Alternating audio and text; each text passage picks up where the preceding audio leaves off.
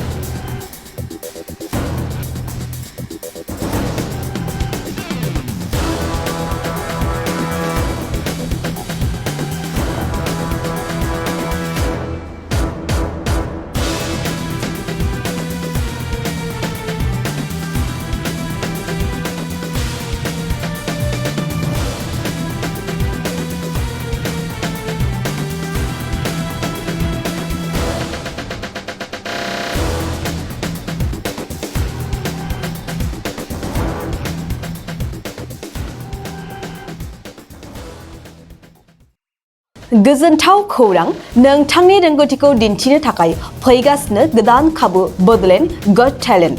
गोजौसिन जौसाङाव दिन्थिनायनि खाबु बिटिआरआव बडलेण्ड गट टेलेन्ट सिजन 2आ फिन सौफैगासिनो नोंथांनो गोदान खाबु लाना। जाय जौसाङाव नोंथाङा गावनि गुनगोनां रोंगौथिखौ दिन्थिनो हागोन। जानो गोनां बडलेण्ड गट टेलेन्ट सिजन 2निनो अडिशननि अक्ट'खौबो थि खालामनानै होखानाय जाबाय।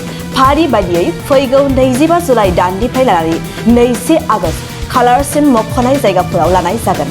मख'जाथावदि अडिशन रेजिस्ट्रेशननि खालामनो थाखाय 8399890945 9101102339 आरो 9577573499 जानबुं अनजिमायाव जगाजग खालामनो हागोन।